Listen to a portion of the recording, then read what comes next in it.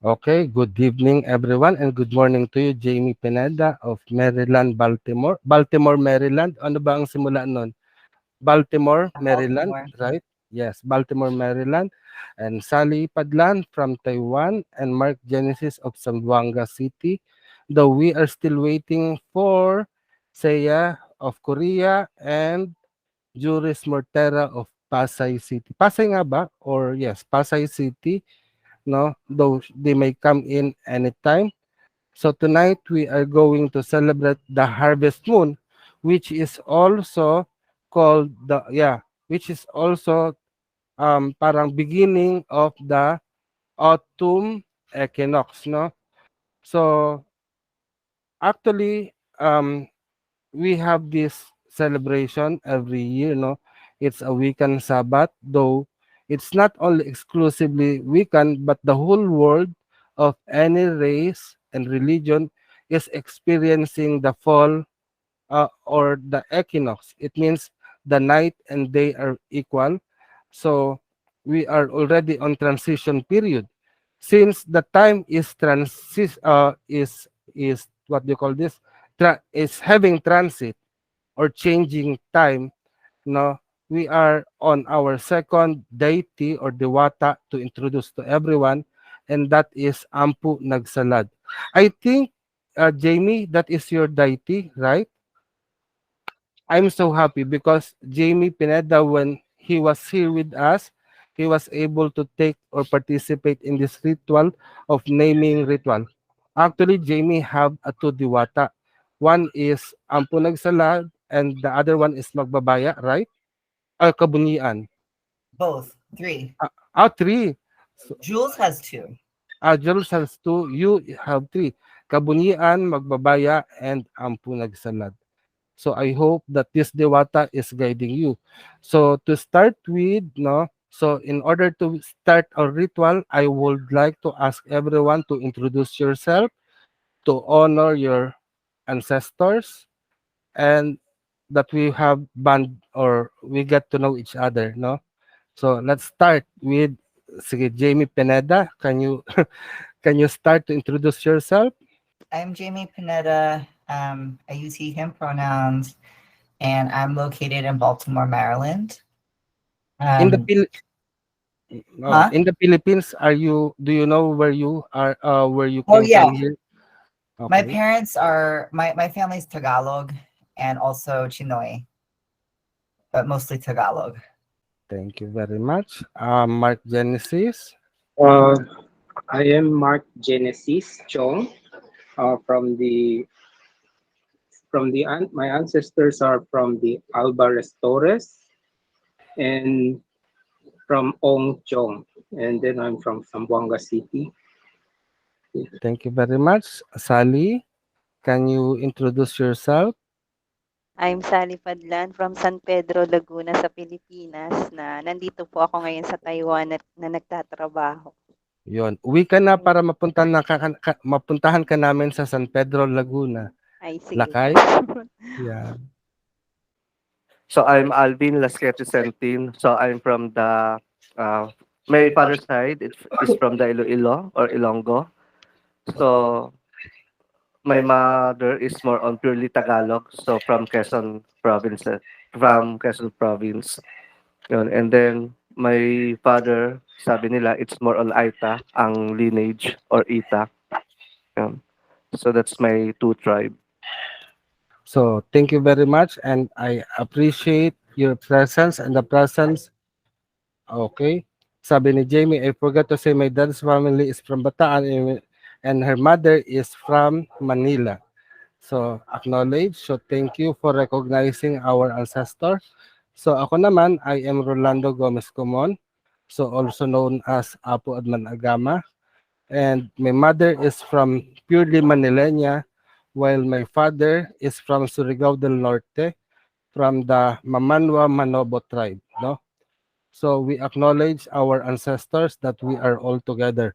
But to begin with our ritual, now before we go deeper in acknowledging the diwata of our lahi for to this month, no, I want you to make comment on the images that you are going to see.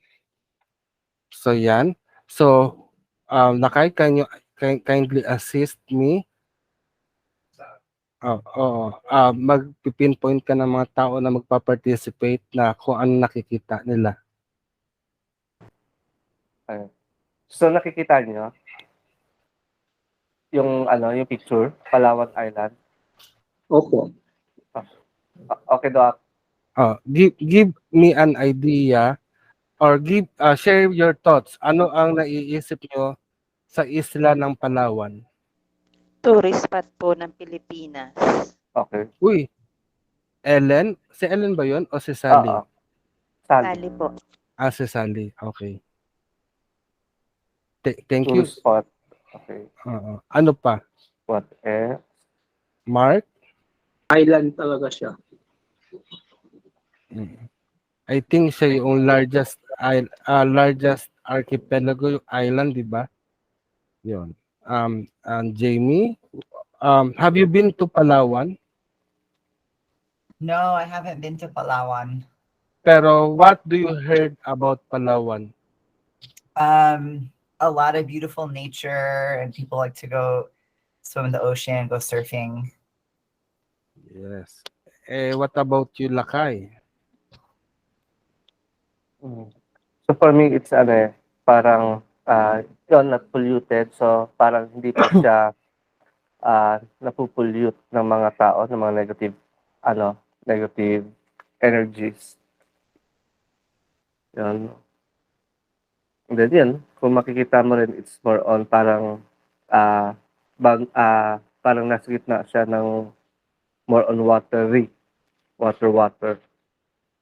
Yun. Thank you very much, Lakay. For me, Palawan, no, parang as I see it, parang siya ay isang tungkod. If we see it along the whole map of the Philippines, aside from it is surrounded by the waters, no, it is a paradise for me, no, and it is a home of numerous tribes.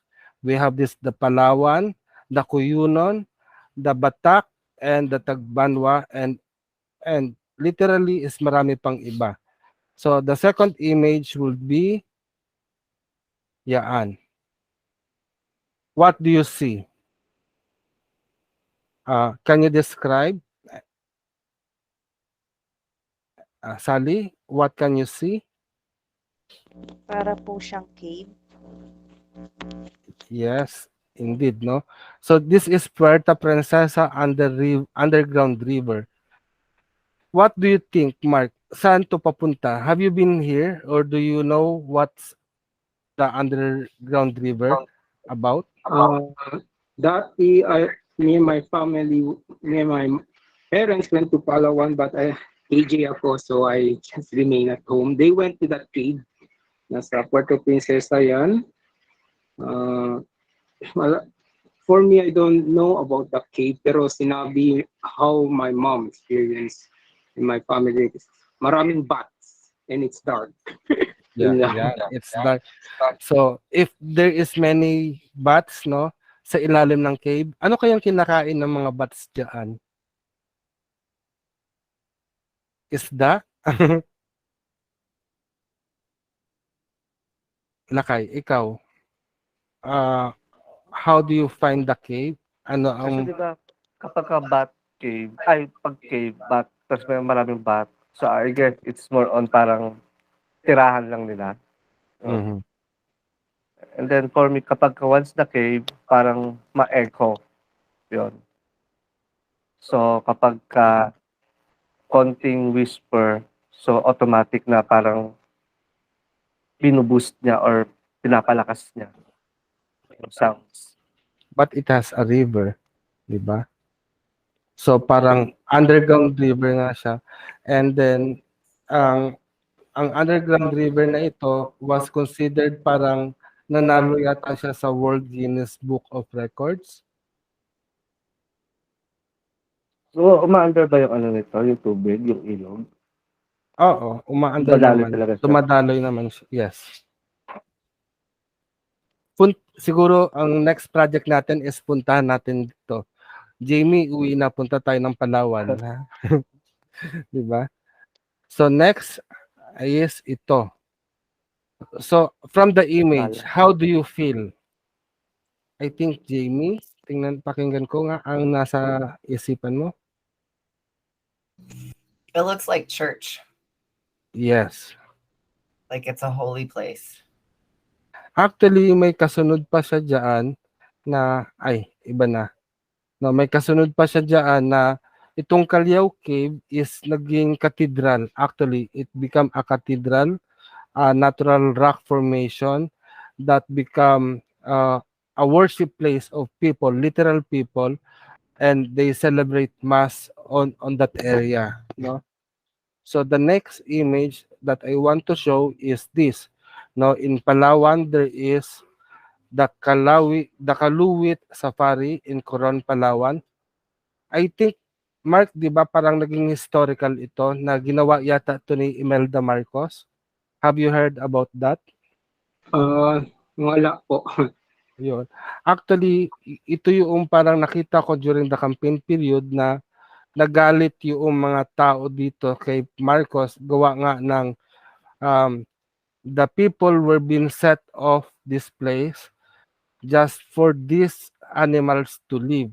Actually, they imported this animal from South Africa and make their dwellings here in Palawan. Though the though the good thing here is it proves that this animal can live in our place. No, it's not only this animal, no. Marami pang iba. May mga elepante, may leon, may mga iba pang hayop na yung literally kung ano yung mga hayop na matatagpuan sa Noah's Ark, they've been brought here. Though there are some natives din animals, although ang nagalit lang naman is yung mga tao. But ang nakita ko dito is yung existence nila, they can exist here in our country. That means that Palawan is a paradise, no? The next is this one. Actually, it is a diorama yata. This is a diorama depicting the first human na ang tao, the human beings or yung first human evidence that our country has human is dated 22,000 BCE. Actually, ito yung first discovered na human, no, na makikita sa Lipuon Point at Quezon, Palawan. Actually, ang Quezon, Palawan, Mark, ito yung lugar na kung saan ay prevailing yung paniniwala kay Diwata sa Kagubatan. So Diwata sa Kagubatan was the first Diwata whom we worked with last full moon. So here pinakikita na our people, no, we can say that these people has already know how to build fire. Kasi parang building fire is the sign of civilization, di ba? Building fire is more on having knowledge on the technology of how to make fire, no? Then the next image is we can see is having an ornament, no? Anong mga images na nakikita niyo diyan? Nakay? Ayun, so may mga pendants. So, lingling o tong isa, yung green. So, lingling o siya.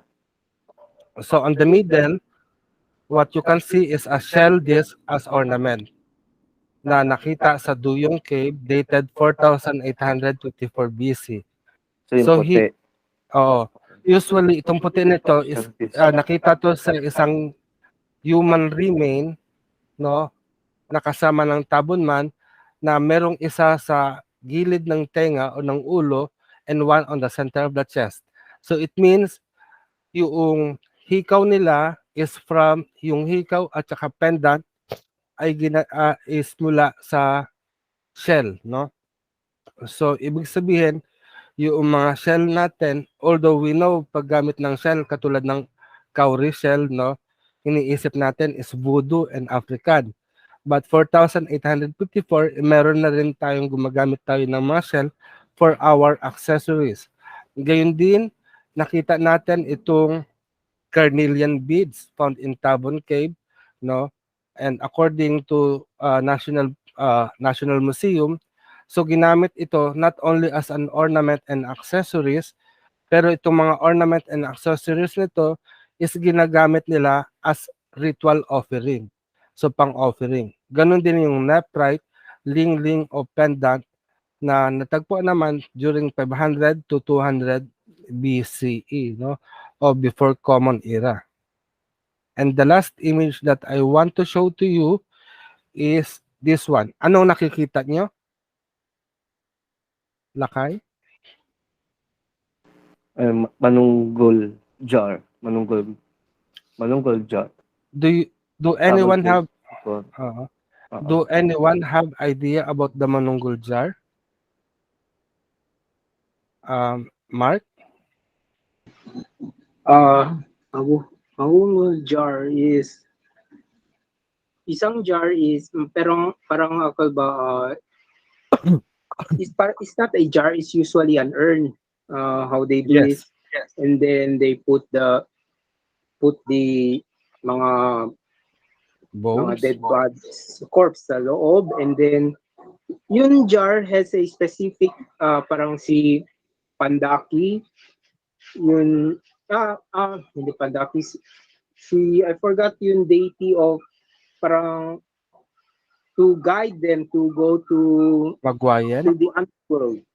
Yun ang the significance of the mahunggol jars, which is why palagi doon yun sa 1,000 peso. Mm-mm. Ancient talaga, it's a pero ang ritual talaga, it's symbolic talaga ang mahunggol jar for for the ancient people. Indeed, no? So even when I just realized, so even our money recognize that we have our own spiritual practices. Dahil kasi this one is a proof, a living proof na makikita natin, no, na dapat nating maalala that before Christianity, we have our own burial system and our belief system after we die here on earth. So this is just a container. Actually, it's a secondary burial, no? So I don't know na meron pa rin talagang ang first burial is linalagay pa rin sa kabaong. Then pagka yung katawan ng tao na agnas na, hinuhukay ulit yon, hinuukay ulit at inilalagay na sa banga, no? Ito na yung parang magiging permanent place ng katawan ng tao to remember. So here, it shows that our ancestors have predominantly na meron tayong belief system. Yes, mukhang baybayin. Ano ang pagkakabasa mo? May ma at ya. May riba. Ay, may pala pa. Ayan, tama. Yun, that's good. No? So, siguro punta tayo sa National Museum Lakay to investigate further. So tonight we are going to discuss, or I'm going to introduce. So do anyone have heard about Ampu Nagsalad? So let me ask Jamie, since Jamie have worked with or have been called by Ampu Nagsalad. So can you have paano ba to? Can you share your experience, or can you share your story of how Ampu Nagsalad have helped you? Sorry. What I know of Ampu Nagsalad is that they're one of the creator deities, and that they're a weaver. So they are like how I have used that energy and how I felt the guidance from Ampu Nagsalad is when I am literally networking with people. When I'm finding people and gathering them together, a lot of my work I do like facilitation, and I do some educational offerings with people. So it's like that energy helps me create things, helps me weave concepts together, it helps me weave people together and relationships. So yeah, I have a lot. All of the deities that were a part of my initiation are all creation deities. Wow. Thank you very much, Jamie. Lakay, do you have something to say? For me, Ampu Nagsalad, for me, one of the ability or magic of Ampu Nagsalad, it's more on mixing. So parang like the name, there's a salad. So ibig sabihin, it's Mhm. more on healthy foods, connected sa earth yung mga yung mga ingredients. So maaring si Ampu Nagsalad is more on connected siya sa mga natural law, natural energies, yon, in Apu. Okay, thank you very much. Although here, we have written that Ampu Nagsalad is the supreme deity of the Palawan tribal people, which are an indigenous ethnic group of the Palawan groups of islands. The Palawan tribe are divided into four ethno-linguistic subgroupings, and they are the Quezon Palawano, that is also known as Central Palawano, the Bugsuk Palawano or Southern Palawano, and the Brooks Point Palawano and the Southwest Palawano. So here, no, let us know more about Ampu Nagsalad. Like what Jamie have said, that Ampu Nagsalad is known to be a supreme deity, Lord and honor, the creator of all things in the world.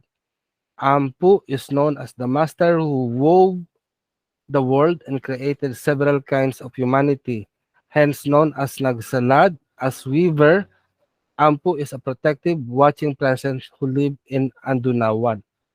So now, so let us get to understand more about Ampu Nagsalad. Um, Mark, do you have any understanding of the word Ampu?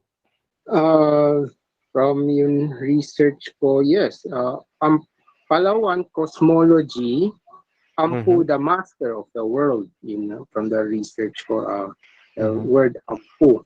Now, yun about the nagsalad, which is why the weaver, supreme deity, protective watch, presence always invisible to the people, which is the Ampu is parang, which is why meron yung other deities is Ampu at Paray, Yes, because he is the master of rice.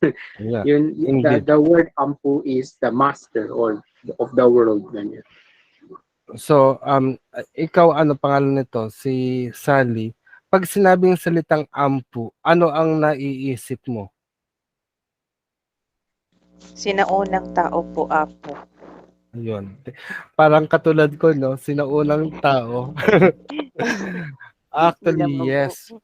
Yes, no? Usually, parang ampu or apu is a title, no? It's an honorary name pertaining to an elder or a position worth of high respect, such as master or lord. Pag sa Ilocos or sa mga Ilocano, 'di ba, pag sinabing apu, it it does not only pertains to elder, lolo or lola, no? But it can also be referred to the president of the Philippines, to the governor, to the mayor, basta't meron kang highest position in society. So as it can also be pertained to apu in terms of the religious leader. Kaya ako, on my part, no, you call me as apu, it means reverend or father or bishop or whatever it is, no? So in the Visayan language naman, I don't know if this is familiar with with Mark. Mark, how do you say pray or prayer in Cebuano, in Chabacano? Resa. Resa. So it is Spanish or rezo. Pero in Visayan language, um, ampu means to pray or to worship. But according to the Cebuano, there is a condition of prayer. In prayer, you have to, in Visayan language, no, parang merong condition when you are going to pray. So it means there is a pertaining to surrender of yourself to the power. So ampu is a prayer of submitting yourself to the great power. And nagsalad, like what Mark have said, no, it means weaver. But when I meditate on the word nagsalad, it means inside, no? Parang nagsulod or nagsidlid. It means going inside. So, if we combine the word ampu nagsalad, it is a deity that rule, master, and weaves the world within us that is worthy of praying to and worship. So, next is, this is the part of our ritual that I'm going to ask you. As an individual, how many world are we living at? Because we have said that Ampu Nagsalad is living within ourselves, and Ampu Nagsalad is the creator or of the worlds. But how many world do you think that Ampu Nagsalad have created within you? So we are not going to be more theological here or scriptural here, pero let us determine now how many lives or how many worlds you are living at. Siguro let us start with uh, Sally. Can you ilan mundo ang ginagalawan mo sa ngayon? Do you think meron ka pa bang personal life, Sally? Ano po, parang dalawang mundo na meron ako ngayon. Ano yung mundo mong na dalawa? Can you share? Para po sa mga anak ko, tapos yung sabi niyo po sa akin, matuto akong mag-enjoy. Lagyan ko ng enjoyment yung sarili ko. True. Sabi Tama nila, yan, no? ganun po. Opo. Yun So, po, Apo.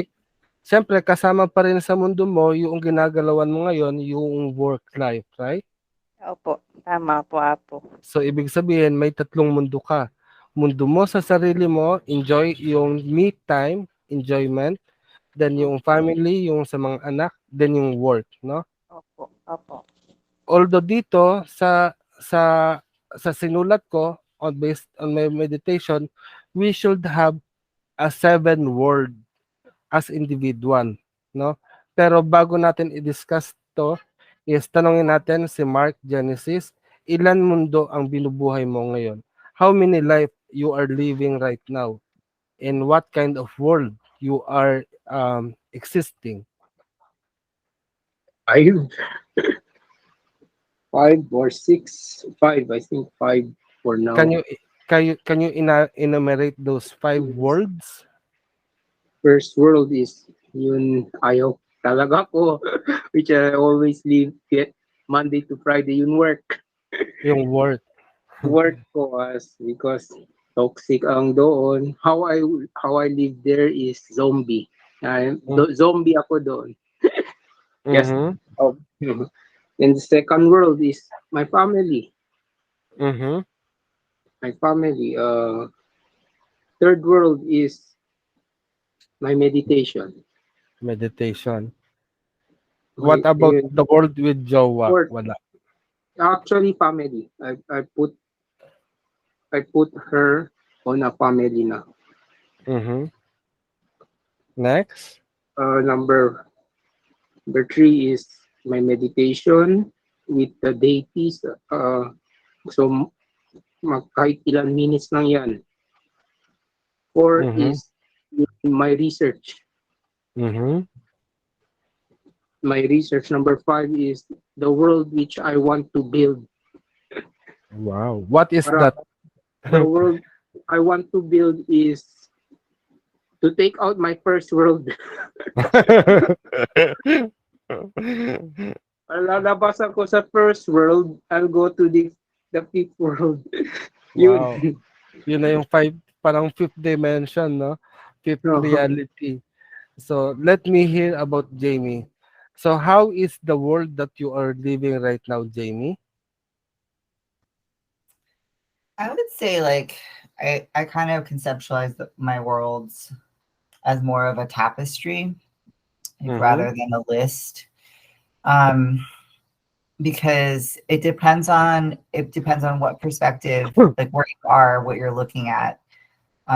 Because each relationship I have with someone is its own world, each dynamic, and that of course changes when more people are added to that dynamic. And then I think like a role at like my role as a Hilot Binabaylan means that I am engaging in different parts of that identity in that role all the time. So sometimes I'm an educator, sometimes I'm an artist, sometimes I'm a warrior, sometimes I'm a mystic. So it it kind of depends on all of that. And then how I am in this reality is maybe different than how I show up, in my subconscious, in my unconscious, like in my dreams. So I think that there's really like maybe an indefinite amount of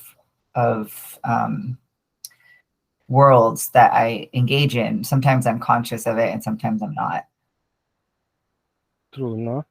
Actually, it's nice to know that many of us do not realize that we are living a multiple lives at the same time. So, as living our multiple lives, we are just like Ampu Nagsalad who is weaving our own world. Imagine if you are a weaver, how many threads you are going to use, 'di ba? So, in order to have a beautiful creation of weaving, although this one is only have one pattern, no, one color. Pero if you want to weave a wonderful shirt or wonderful blanket, you have to know how to integrate different colors or different uh, um, thread in order to create a wonderful pattern of life. So honestly, our body, our life is composed of multiple threads. Have you heard about that time na parang the there is yung parang PC ng buhay? What do you call that? There is a thread of life, which is a yarn, and that in Reiki, di ba? Para I don't know who do you Reiki. There is a technique on cutting that etheric cord to separate the life force to the body. So it's just like that. Oh, I'm sharing that technique, no? Parang because on me, I usually smoothen out those thread, and if there is a person who asks, I don't know if I told you this about Jamie, no, during our training, because people is asking, for example, a patient is asking, Apu, I'm very tired. Cut na. Bring me home to heaven already. So what I did is I just to look on the navel, there is a thin thread of life force. Then I have to cut it off energetically. So it's like mercy killing, no?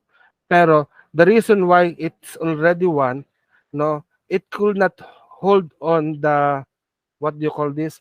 The heaviness of the body. So the spirit, you need to help to be free, to free that the spirit so that it won't be damaged anymore. So all of us is composed of many threads. Do you remember the difference between the body, soul, and the spirit? I have illustrated that on marionette, which is a doll that has a string on each part of the body. So the doll itself is made of wood, and that is the physical body. Then the soul is the one that's been attached to the body part so that it can be pulled so that it shows movement, while the spirit is the one that controls those thread and the body. But if those thread been entangled, no, if the body doesn't want to follow the will of the spirit, there is a pull or tug of war that might tend to break up the thread.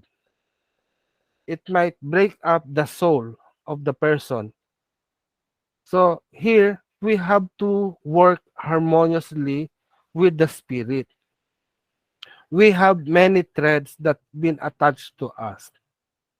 So as a good weaver, we intend na parang tag dito, parang we need to avoid how not this thread to be entangled or to be tangled together. That's why on a traditional weaving machine, no, yung traditional weaving, meron silang suklay to comb out those thread to straighten up so that you could create a pattern that is beautiful. So, if one aspect of our life, so yung aspect of our life, such as yung personal life, is one thread yan. Yung work life natin, it is another thread. Then yung, ano pa ba, yung love life, social life, yung business life is another thread. The more thread that you have in your life is the more bigger the fabric that you can create, the more beautiful and colorful the life that you will have. But you have to remember that all of those fabric must go and work together hand in hand and in order to produce a wonderful thread.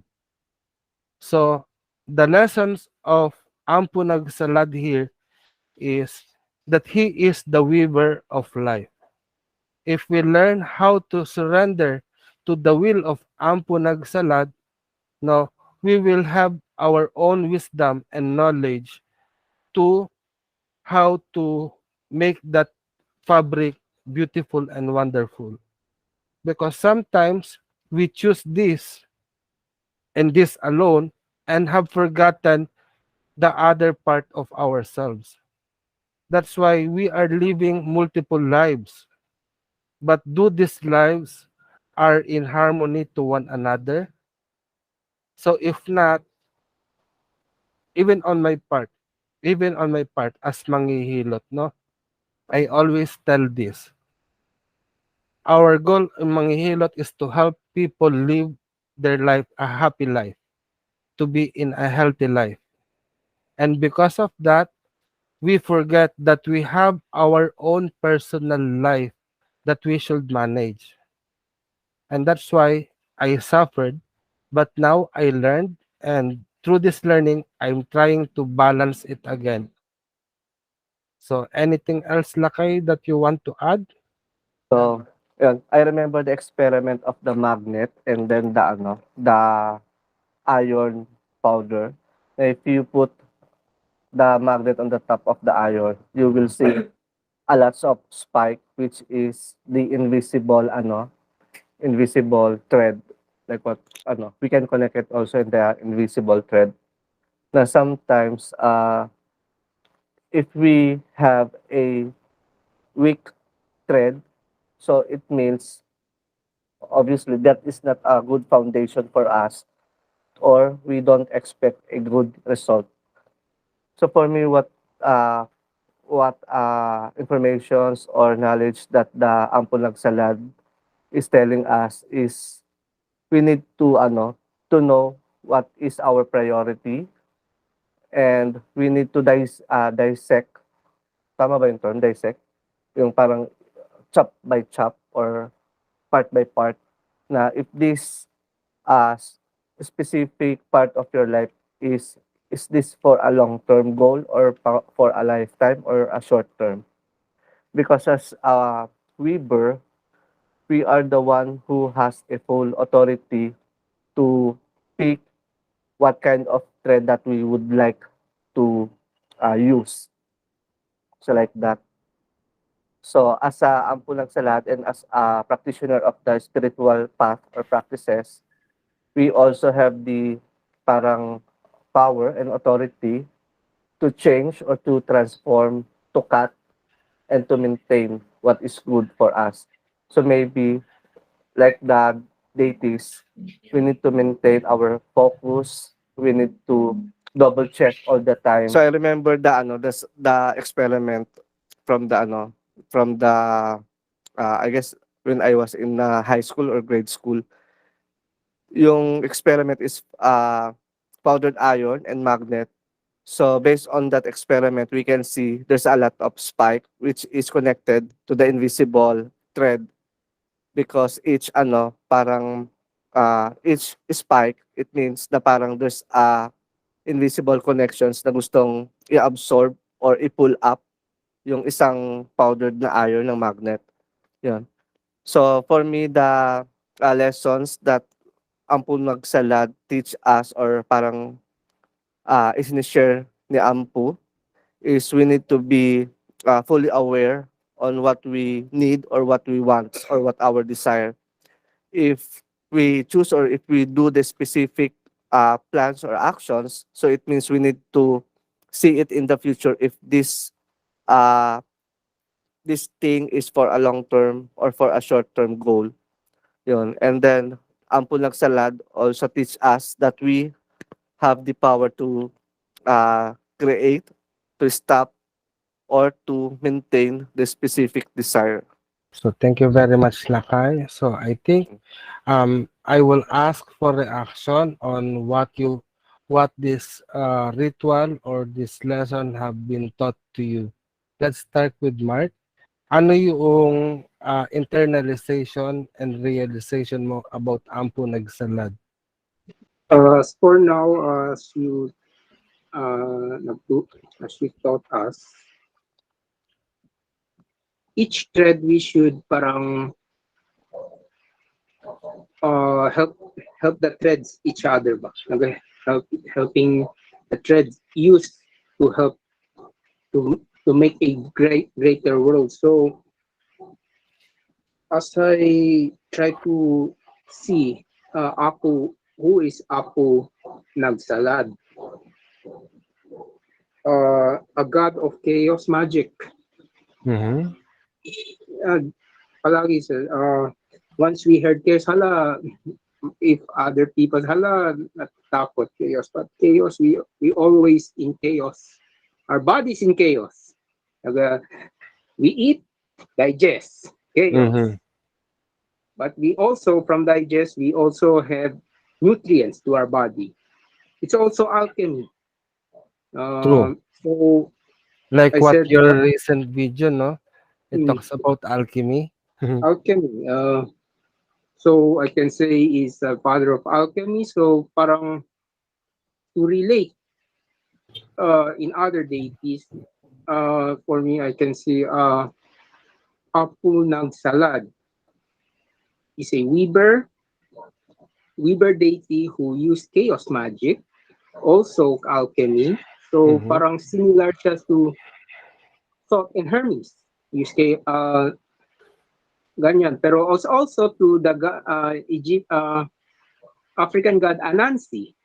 Mhm. No? So marami Parang siyang mga very similar. syncretism. Yes, Oo. similarity. So that's what I learned now of Apu Nagsalad. So very nice to just learn more. Thank you very much, Mark. Let us hear Jacqueline, kamusta ka from Korea? Do you hear me? Hello. Kamusta? I'm just in the Philippines po. Nandyan ka. Saan ka sa Sa Philippines Pilipinas? na po. Pasig po. Pasig. Pasig. Akala ko ikaw yung nasa nasa Korea. Si Nida pala yata yun, no? Tama ba ako, Sally? Ayun. Si Nedy po. Si Nasa Nedy TikTok pala. po sila. Nasa TikTok. Ayun. Kamusta naman, Jacqueline? Ano yung pagkaunawa mo sa mga na-share natin ngayong gabi? Yeah. Sorry, I came late like halfway about dun Oo. sa discussion niya. Pero It's a good thing about Apo Nagsalad. Yung different aspects of life, like yung na-explain niyo po kanina, we have different lives.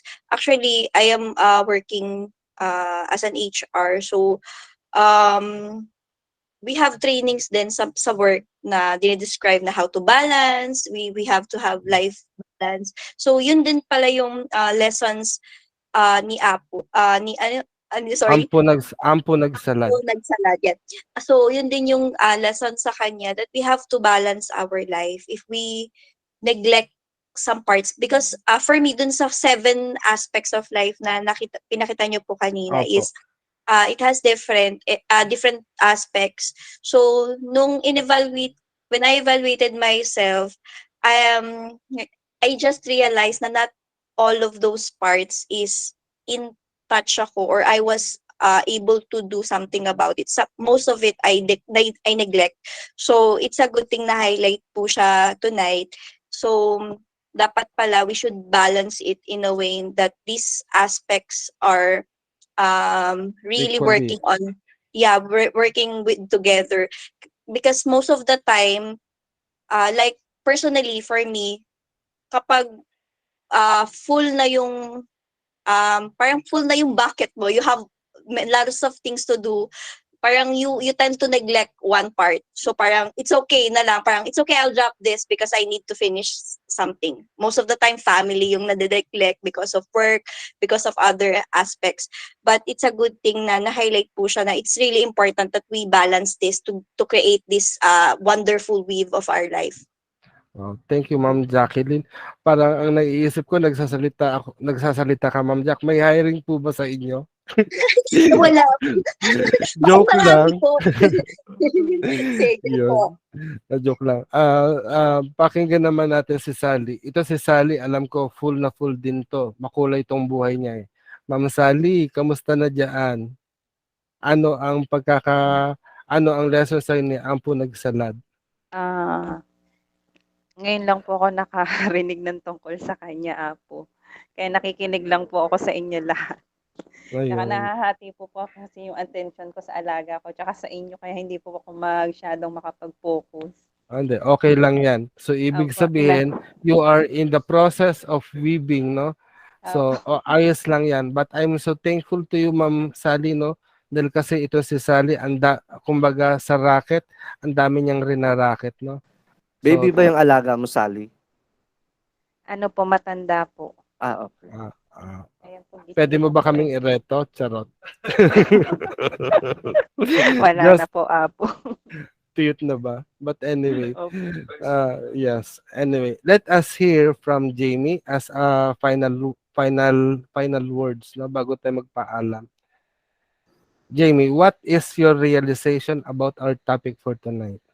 So Ampu Nagsalad, it's like they're really important to me because of how so much of us live in diaspora. Mm-hmm. And energy, it's weaving, right? So it's like we are all connected by all of these invisible strings back to our ancestors, back to our homeland, even though as Filipinos, like we're everywhere. So there's still that fabric that's attaching to us. And I think that's really beautiful. But it occurred to me that if we're living in alignment with this deity, with this Diwata, it becomes automatically anti-colonial and anti-capitalist, because the priority is not money and resources. It's a very non-extractive way of living, right? Like we're not just working ourselves to the bone. It's like we also need to be connected in these other ways. And that deprioritizes extracting from ourselves and like getting burnout. Does that make sense? Yes, indeed, it makes sense, no? So thank you very much, Jamie, and soon to be Dr. Jamie Pineda, and hope to see you very, very soon. Now, for me, no, nagsalita ng about isa, Ampu Nagsalad is one of my favorite deity, no? Hindi dahil sa katunog siya or it sounds like my name as Apo Adman Agama, but indeed that we are weaving our own lives, no? And for me, parang Ampu Nagsalad empower us to be in charge of what kind of thread that we should attach to ourselves in order for us to live a beautiful life. It is through the colors of the thread that we experience life, no? So tama din yung narinig ko from Ma'am Jacqueline Luis Gutierrez, no? Let us just parang wag nating masyadong punuin yung ating kamay. Parang our hand is full of plates already, no? Do not accept everything and tell na just to show out that I can do that, I can do this, no? Tama yung sinabi din ni Mark Genesis, it will be chaotic. Although chaos is needed in order to bring beauty and orderliness. So the lessons that Ampu Nagsalad is giving us, that we are able to create things wonderful according to what we want to have. So do not accept anything that does not helpful to you. But we always parang get to know. Kasi if we want to accept new things, we have to surrender. No? In surrendering, parang you are giving up and let other things to rule over you. So Ampu Nagsalad, being the creator and the master of the world, and Nagsalat within us, it means this power is already within us. It is your innate, parang it is your natural ability. Honestly, when we see newborn child, parang alam natin, we wonder how come that he knows or she knows already to suck from the breast of the mother. And even the puppies, no, other creatures, they know already. They have this inner knowledge, and that knowledge is given to us by Ampu Nagsalad or by the Diwata. So I think this is all for now. Maraming salamat for coming in, and I hope I will be. By the way, I was invited to have to host a live streaming on um, October 8, 2022. It will be 4 p.m. here in the Philippines up to 8 p.m. But in over there, it will be 4 a.m. So it will be streamed live over stream. So it will be 4 a.m. the US time. I think it will be your time, Jamie. Mga anong tawag sa time nyo? Eastern or Pacific ba? Eastern. Oh, Eastern time, US Eastern time, it will be 4 a.m. to 8 a.m. in the morning. But don't worry, it might have a recording, no? So I'm gonna post it sa Buy Me a Coffee, sa Luntiang Aghama, or whatever channel that we are available. So maraming salamat sa Lipadlan and Ma'am Jacqueline. Ma'am Jack, baka pwede mo akong i-add sa Facebook. Ma'am Sally, paki-connect na lang. Thank you very Sige much. po. Add ko Yun, po baka, kayo ako. yun, salamat. So thank you, Salamat Jamie. po, Na-miss Apo. ko po kayo, Salamat po sa inyong Sally. lahat. Paalam, Thank you Mark. so Bye-bye. much. Bye-bye. Bye po. Bye-bye. Bye-bye. Ayan.